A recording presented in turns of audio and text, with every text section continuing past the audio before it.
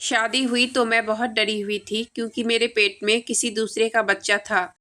इसलिए मेरी माँ ने मुझे 1 माह में शादी करके विदा कर दिया था कि यह सच किसी को पता ना चले।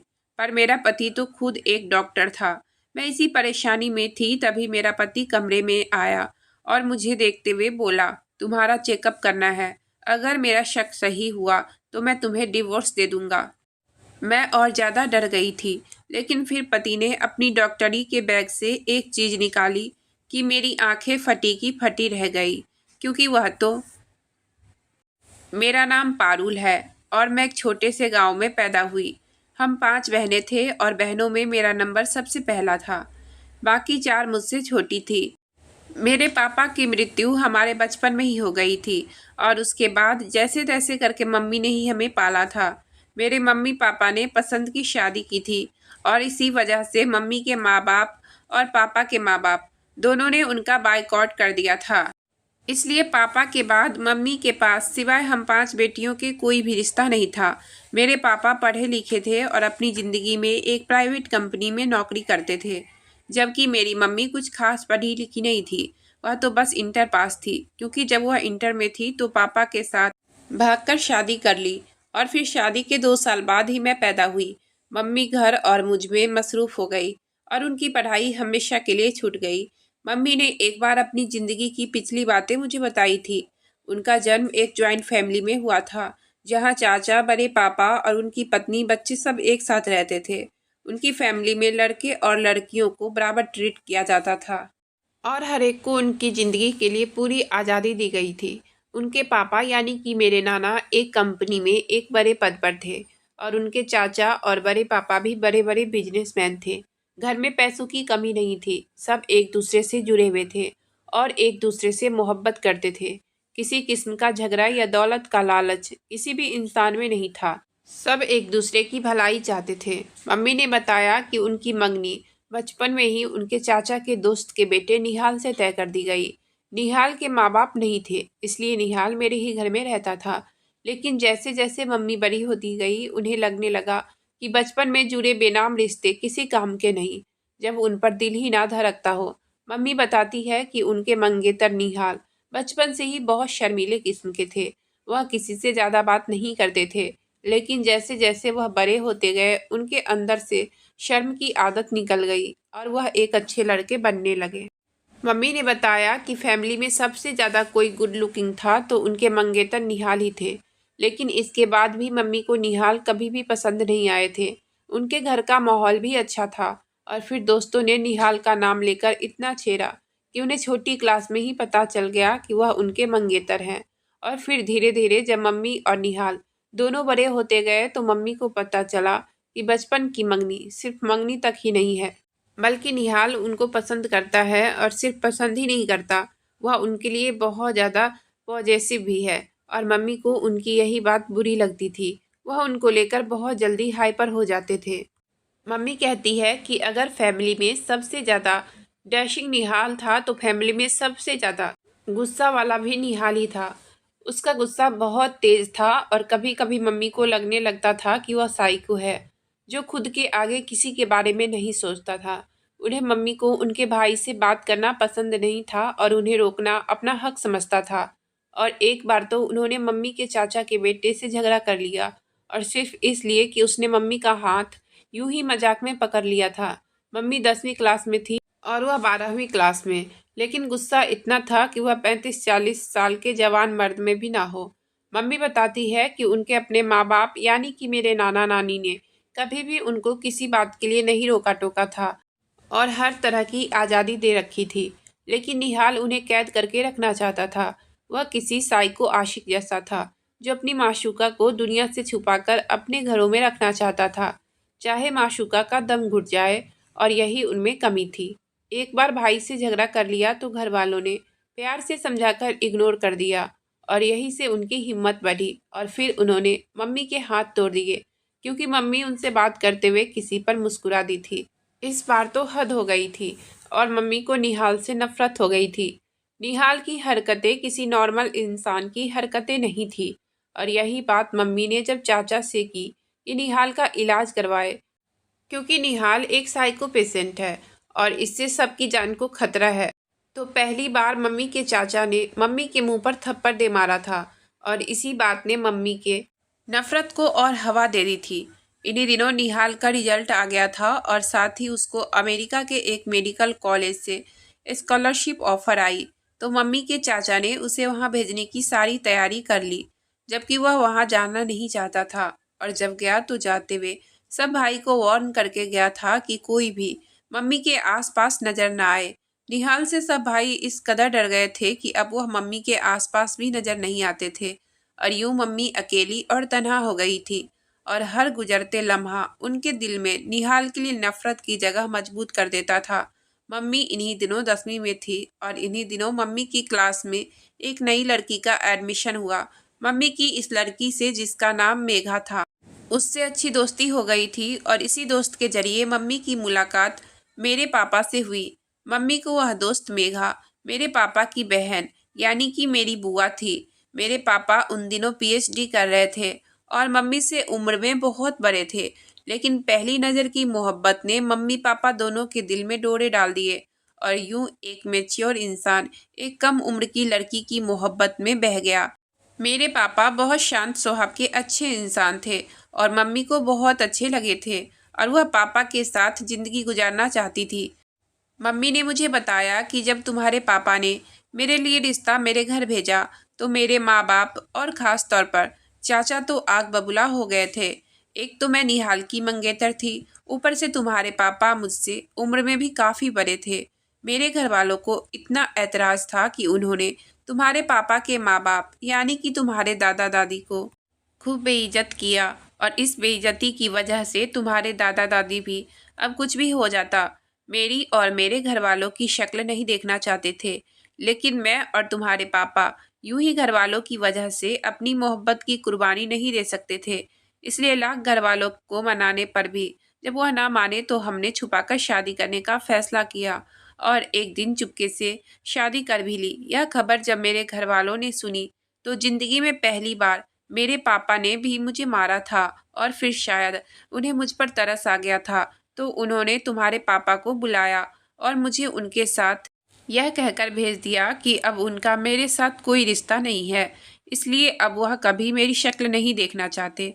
और चाचा ने भी यह कहा कि जितनी जल्दी हो सके हम दोनों यह शहर छोड़कर चले जाएं, क्योंकि निहाल को पता चल चुका है और वह गुस्से में पागल हुआ इंडिया आने को तैयार है। और अगर वह आ जाएगा तो तुझे और तुम्हारे पापा को जिंदा नहीं छोड़ेगा। मैं उसको जानती थी कि वह कितना गुस्से वाला इंसान है, इसलिए मुझे उस शहर को छोड़ना ही बेहतर लगा था। और दूसरी तरफ तुम्हारे दादा दादी भी गुस्से से भरे बैठे थे। उन्होंने तो हमें घर में घुसने भी नहीं दिया और दरवाजे से ही विदा कर दिया था। मैं और तुम्हारे पापा इंदौर आ गए। तुम्हारे पापा पढ़े लिखे तो थे ही, उन्हें अच्छी नौकरी भी मिल गई और ज़िंदगी बहुत अच्छे से गुजरने लगी थी। और ऐसे ही हमारा आशियाना खुशियों भरा होता अगर तुम्हारे पापा को भगवान अपने पास ना बुलाते। मैं उनकी बड़ी और समझदार बेटी थी और वह अपनी हर बात और हर दुख मुझसे यूं बांट लिया करती थी जैसे हम दोनों सहेलियां हों। मम्मी अपनी पिछली बातें करते करते यूं मायूस हो गई थी और मुझे भी पापा की याद आ गई थी। मैं 14 साल की थी जब मेरे पापा का हार्ट अटैक आया था और वह दुनिया से चले गए। उनके साथ की ज़िंदगी और उनके बाद की ज़िंदगी में बहुत फ़र्क था। उनके साथ ज़िंदगी रंगीन और खूबसूरत थी और उनके बाद ऐसा वक्त भी आया जब हम खाने को भी तरस गए थे। तब मम्मी ने लोगों के घरों में काम करना शुरू कर दिया और हम 5 बेटियों को पालने लगी। पहले मम्मी के पापा और फिर मेरे पापा ने उन्हें फूलों की सेज पर रखा था और अब हम कांटों पर पड़े थे तो बहुत तकलीफ हो रही थी। लेकिन मम्मी यूं ही मेहनत करती रही और हम बड़े होते गए। मुझे मम्मी ने दोस्त समझकर सब बताना शुरू किया तो मुझे डिप्रेशन में पढ़ाई से मन उचट गया। मैंने मम्मी से कह दिया कि वह अपनी मेहनत की कमाई मुझ पर खर्च ना करे। मैं पढ़ नहीं सकती। पढ़ाई छोड़कर मैंने एक फैक्ट्री में नौकरी पकड़ ली जहाँ से मुझे 15,000 मिलते थे। मैं जब मम्मी के हाथ पर इन पैसों को रखती तो उनके चेहरे पर छाई खुशी देखकर मैं पुरसुकून हो जाया करती थी। मुझसे छोटी बहनें पढ़ाई में भी काफ़ी अच्छी थी और दूसरे नंबर वाली बहन ने तो मैट्रिक में टॉप किया था और फिर उसका एडमिशन अच्छे और बड़े कॉलेज में हुआ था। मेरी सब बहनें पढ़ लिख कर कुछ बनना चाहती थी और मम्मी की मेहनत को खराब नहीं जाने देना चाहती थी। मम्मी भी हम सबसे बहुत मोहब्बत करती थी और भरोसा करती थी, लेकिन एक दिन पूरा भरोसा टूटकर खत्म हो गया और उनकी सारी जिंदगी की मेहनत एक पल में खत्म हो गई थी। और इसे खत्म करने वाली मैं थी। मैंने उनकी मेहनत को मिट्टी में मिला दी, जिन्होंने अपनी जवानी हमें संवारने पर गुजार दी थी। मुझसे गलती नहीं बल्कि एक भयानक पाप हो गया था, ऐसा पाप जिनकी माफ़ी नहीं थी। मेरे उठा एक गलत कदम ने मेरी बहनों का भविष्य खतरे में डाल दिया और मेरी माँ का सब बहनों से भरोसा खत्म करवा दिया। मैंने वह किया था जिससे आसमां सिर्फ मेरे सर पर नहीं बल्कि मेरे साथ मेरी माँ और बहनों के सर पर भी गिरा था। और ऐसा गिरा था कि अब हम में से किसी की हिम्मत नहीं थी कि हम सर उठाकर चल सके।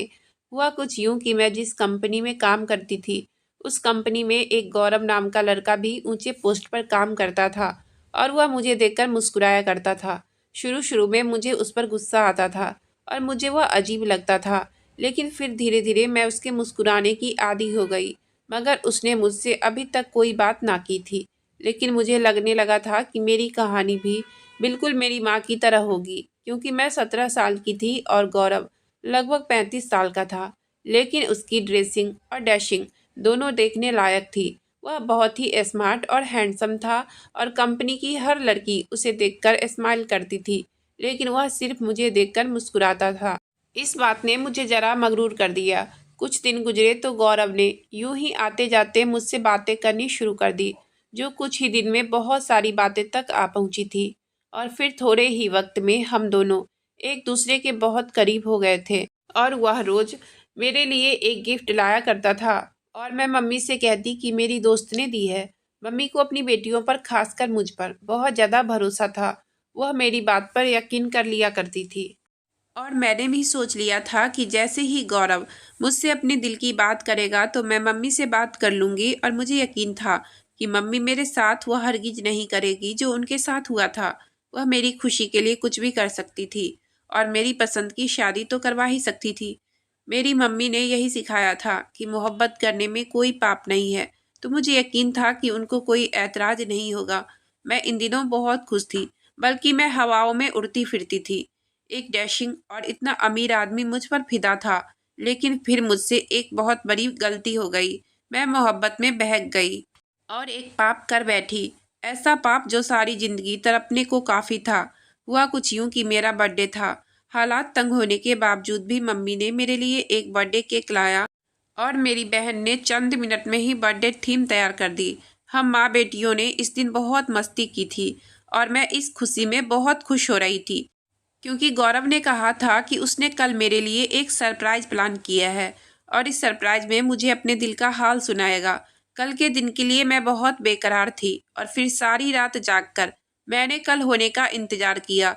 और फिर अगले दिन मैं घर से कंपनी के लिए निकली, लेकिन कंपनी नहीं गई बल्कि गौरव के बताए हुए पार्लर पर गई, जहां मेरी अपॉइंटमेंट गौरव ने पहले से ले रखी थी। और फिर 4 घंटे की मेहनत के बाद ब्यूटिशियन ने मुझे परी बना दिया था। मुझे आईने में देखकर खुद भी यकीन नहीं आ रहा था कि यह मैं ही हो सकती हूँ, क्योंकि मैंने कभी खुद पर ध्यान ही नहीं दिया था। ब्यूटिशियन का मेकअप और डिजाइनर महंगी घेरदार फ्रॉक में मैं आसमान से उतरी परी लग रही थी और यह सोचकर तो मैं शर्मा गई थी कि गौरव देखेगा तो देखता ही रह जाएगा। थोड़ी देर बाद वॉचमैन ने आकर मुझे बताया कि गाड़ी मुझे लेने आई है। मैं बाहर आई तो एक चमचमाती हुई महंगी कार बाहर खड़ी थी। ड्राइवर ने भागकर मेरे लिए दरवाज़ा खोला और मैं गाड़ी में बैठ गई। गौरव मुझे लेने नहीं आया था, मतलब सरप्राइज बहुत बड़ा था। कुछ देर के सफ़र के बाद मैं शहर की रौनक से हटकर एक खूबसूरत और शांत जगह पहुंची थी। सामने ही खूबसूरत फार्म हाउस था और फार्म हाउस के अंदर आ गई। सीढ़ियों पर फूल ही फूल थे। मैं इतना खुश थी कि सब कुछ भूल चुकी थी और याद था तो सिर्फ गौरव। मुझे इतना स्पेशल फील करवाकर उसने मेरे दिल में अपने लिए मोहब्बत और बढ़ा दी थी। मैं फूलों से ढके रास्ते से होती फार्म हाउस में दाखिल हुई तो फार्म हाउस की सजावट देखकर दंग रह गई। मेरी फ्रॉक गुलाबी रंग के थे और सारे फूल भी गुलाबी थे और यहाँ तक कि गौरव ने भी गुलाबी 3 पीस सूट पहन रखा था। यह सारी तैयारी मेरे बर्थडे के लिए थी और एक बहुत ही खूबसूरत केक मंगाया था जिस पर मेरे जैसी गुलाबी फ्रॉक पहने गुड़िया बनी हुई थी। मैंने गौरव के साथ मिलकर केक काटा गौरव ने गिफ्ट में मुझे डायमंड का सेट दिया और इतना महंगा गिफ्ट इंसान उसी को देता है जिससे वह मोहब्बत करता है। गिफ्ट के बाद एक और गिफ्ट था। जब गौरव मुझसे मोहब्बत का इजहार करता, वह मेरा हाथ पकड़े मुझे एक कमरे में ले आया जो अंधेरे में डूबा हुआ था, और फिर जैसे ही गौरव ने लाइट ऑन की, मेरी आंखें हैरत से फटी की फटी रह गई, क्योंकि उस कमरे में कोई ऐसी जगह ना थी जहाँ मेरी फोटो ना हो। हर तरफ मेरी ही मेरी फोटो थी। और फिर गौरव ने घुटनों पर बैठकर मुझसे अपनी मोहब्बत का इजहार किया था, और मैं खुशी के मारे कुछ बोल भी नहीं पा रही थी। गौरव ने मेरी उंगली में अंगूठी पहनाई और मुझे जोर से अपने सीने से लगा लिया था। मैं उसकी पनाहों में बहुत खुश थी। गौरव ने मोहब्बत में एक कदम आगे का सफ़र किया और मेरी फ्रॉक का बाजू थोड़ा सा नीचे कर दिया। मैं उसकी इतनी मोहब्बत देखकर खुशी से मदहोश हो चुकी थी। इस मदहोशी में क्या क्या हो गया मुझे होश ही नहीं रहा था। उस दिन गौरव ने मोहब्बत में आगे की हद पार कर दी थी और मैंने उसका पूरा पूरा साथ दिया था। और जब मेरी मदहोशी कम हुई तो मैंने खुद को बेड पर गौरव की पनाहों में पाया था।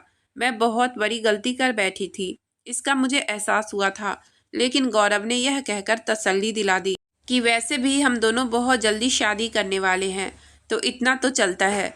मैंने उसकी बेपनाह मोहब्बत देखी थी, इसलिए मैं खामोश हो गई थी।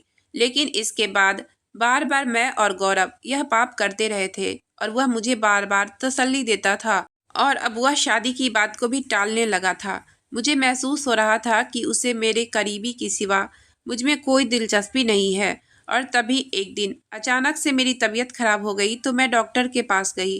डॉक्टर ने मेरा चेकअप करने के बाद जो बात मुझे बताई, उसने मेरे पैरों तले से ज़मीन निकाल दी थी। डॉक्टर ने बताया कि मैं माँ बनने वाली हूँ। मैं यह बात बताने के लिए गौरव के घर गई, लेकिन उसके फ्लैट पर ताला लगा हुआ था। जब मैंने उसके पड़ोसी से पूछा तो पता चला कि वह तो चंद दिन पहले ही यहाँ रहने आया था और अब जा चुका है। लेकिन मैं खुद को तसल्ली दे रही थी कि गौरव मेरे साथ ऐसा नहीं करेगा, वह वापस आएगा। मैं उसका फ़ोन मिला मिला कर थक चुकी थी, लेकिन उसका नंबर स्विच ऑफ आ रहा था। मेरी परेशानी दिन ब दिन बढ़ रही थी और मेरा वजन भी बढ़ रहा था। मैं किसी को यह नहीं बता सकती थी, और अगर मम्मी को पता चल जाता तो मुसीबत आ जाती, और मुसीबत को एक ना एक दिन आना ही तो था। मुसीबत आ गई। मम्मी ने मेरे बैग में मेरी टेस्ट रिपोर्ट देख ली थी, और इस दिन मैंने अपने भरोसे का खून कर दिया था। और वह रोते हुए यही कह रही थी कि मैं उन्हें बता देती तो वह इज्जत से मुझे रुखसत कर देती। यह सब तो ना देखना पड़ता, लेकिन यह सब हो चुका था और मैं मम्मी से माफ़ी मांग मांग कर थक चुकी थी। लेकिन मम्मी ने मुझसे मुंह मोड़ लिया, और बहनों पर भी इतनी पाबंदियां लगा दी थी कि वह भी मुझे देखना नहीं चाहती थी। मम्मी ने मुझे ठिकाने लगाने का सोचा और रिश्ते वाली आंटी को रिश्ता लाने को कहा, चाहे किसी अंधे लंगड़े लूल्हे का ही क्यों ना हो। और आंटी मेरे लिए रिश्ता ले भी आई, जिसे मम्मी ने बिना जांचे परखे और बिना लड़के को देखे हाँ कह दी थी, और फिर मेरी शादी करवाकर बिना मुझसे मिले मुझे घर से भेज दिया। यहाँ तक कि उन्होंने न खुद अपने दामाद को देखना जरूरी समझा और न मुझे दिखाया। आंटी के साथ ही मैं दुल्हन बनी अपने पति के घर आ गई थी। आंटी शायद मेरे पति को जानने वाली थी। वह मुझे कमरे में बिठाकर जा चुकी थी। मैं वैसे ही बहुत ज़्यादा डरी हुई थी। मेरे पेट में किसी दूसरे का बच्चा था और अब मैं किसी की पत्नी थी। मम्मी ने कहा था कि यह बात किसी को बताने की ज़रूरत नहीं है। इस बात को छुपा कर रखूं और कुछ दिन बाद बता दूं कि मैं माँ बनने वाली हूँ, तो मेरा पति समझेगा कि यह उसी का बच्चा है और मेरी बदनामी भी नहीं होगी। लेकिन अभी कुछ देर पहले जो बात आंटी कहकर गई थी उसने मेरे रोंगटे खड़े कर दिए। आंटी ने कहा था कि मेरा पति डॉक्टर है, और अगर वह डॉक्टर था तो मैं उससे चाह कर भी सच नहीं छुपा सकती थी। और आज शादी की पहली रात थी। मेरी हकीकत उसके सामने खुल जानी थी। उसी वक्त कमरे का दरवाज़ा खुला और मेरा पति अंदर दाखिल हुआ। मेरा दिल धक धक कर रहा था। चेहरे पर कई रंग आ जा रहे थे। मेरे हाथ पैर कांपने लगे थे। मेरा पति आया और उसने जो बात की उससे मेरे चेहरे का रंग फीका हो गया था, जैसे मैं मर चुकी थी। मेरे पति ने कहा कि वह मेरा एक टेस्ट करेगा, क्योंकि उसे मेरी हालत देखकर मुझ पर शक हो रहा है। जैसे जैसे जल्दी जल्दी में शादी हुई है तो कोई पागल भी समझ सकता है कि ज़रूर कुछ गड़बड़ है, इसलिए वह मेरा टेस्ट करेगा। और जैसा वह समझ रहा है, अगर वह सच हुआ तो वह मुझे डिवोर्स दे देगा। मुझे कुछ समझ नहीं आ रही थी कि मैं क्या करूं। मैं बुरी तरह से फंस चुकी थी। मुझे फिर से अपनी दूसरी बड़ी गलती का एहसास हुआ, जो मैंने शादी करके की थी। मुझे शादी करनी ही नहीं चाहिए थी और इससे अच्छा था कि मैं सुसाइड कर लेती और फिर सबके लिए सब कुछ ठीक हो जाता। लेकिन अब सब कुछ खराब होने वाला था, क्योंकि जैसे ही वह टेस्ट करता मेरा सच सामने आ जाता और फिर वह मेरे साथ क्या करता ये मैं भी नहीं जानती थी। मैं डर से खुद में सिमटी बेड पर बैठी थी। मेरा पति अलमारी से अपना डॉक्टरी का बैग निकाल कर लाया। मेरे दिल की धड़कन की रफ्तार तेज हो गई थी और मैं जान चुकी थी कि आज मुझे बदनामी और मौत से कोई नहीं बचा सकता, क्योंकि मेरी डिवोर्स होती और फिर सीधा मुझे ज़िंदगी को अलविदा कह देना था, क्योंकि इसके सिवा और कोई चारा था ही नहीं। मेरे पति ने अपना डॉक्टरी का बैग मेरे सामने बेड पर रखा और फिर उसे खोलकर सबसे पहले जो चीज़ उसने निकालकर मुझे दिखाई, मेरी आंखें हैरत से फटी की फटी रह गई थी, क्योंकि वह तो मेरी और गौरव की फ़ोटो थी, और वह भी ऐसे वक्त की जब मैं गौरव के धोखे को मोहब्बत समझकर बहक गई थी और मैंने खुद को उसके हवाले कर दिया था। मेरे पति ने वह फ़ोटो मेरे सामने फेंकी और फिर बैग से कुछ निकालने लगा, और कुछ देर बाद उसने बैग से चमड़े की तरह की कोई चीज़ निकाली और अपने चेहरे पर पहनी। फिर तो मेरे पैरों तले से ज़मीन निकल गई, क्योंकि मेरे सामने गौरव नहीं खड़ा था बल्कि उसका मुखौटा था जो मेरे पति ने अपने चेहरे पर लगाया था। उसने चेहरे वाला मास्क उतारा और जोर से हंस पड़ा, और फिर जब उसने मुझे अपना नाम बताया तो मेरे ऊपर एक और बम गिरा। उसका नाम निहाल था, डॉक्टर निहाल। वह मम्मी का मंगेतर था, जिसने मम्मी से बदला लेने का यह तरीका निकाला था।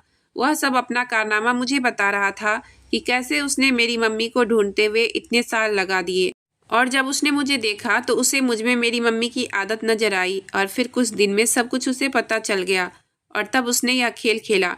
इंसानी शक्ल का एक मास्क उसने बनवाया और वह पहनकर वह मुझे धोखा दे रहा था, ताकि मेरी माँ वैसे ही तकलीफ से गुजरे जैसे मेरी माँ के भाग जाने के बाद वह तड़पा था और उन्हें ढूंढता रहा था। और फिर उसने मेरा इस्तेमाल किया, और इतना घिनौने तरीके से मुझे इस्तेमाल किया था। मम्मी ठीक कहती थी कि निहाल एक पागल लड़का है, और इस वक्त वह कोई जंगली लग रहा था। वह सच में साइको था, और मुझे उनसे डर लगने लगा था। वह मेरी मम्मी से बदला लेने के लिए ना जाने आज मेरे साथ क्या करता। मैं एक बार फिर से बुरी तरह से फंस चुकी थी। निहाल का मकसद मेरी माँ को मौत से बढ़कर तकलीफ देना था, और आधा वह मेरे जरिए दे चुका था और बाकी आधा भी मेरे ही जरिए देना चाहता था। उसने अपनी इस डॉक्टरी के बैग से एक रिवॉल्वर निकाला और उसमें गोलियां डालने लगा। एक माँ को मौत से भी बदतर तकलीफ उनके औलाद के मौत पर होती है, और वह मुझे मारकर यह तकलीफ मेरी माँ को देना चाहता था। मैं जो कुछ देर पहले खुदकुशी का सोच रही थी, अब मौत को अपने सामने देखकर मेरी रूह कांपने लगी थी। मैं खुद को बचाना चाहती थी, लेकिन कैसे बचाती मैं खुद को इस दरिंदे से। लेकिन तभी मेरी नज़र साइड टेबल पर रखे गुलदस्ते पर पड़ी, और मैंने फौरन वह गुलदस्ता उठाया और उसके सर पर दे मारा।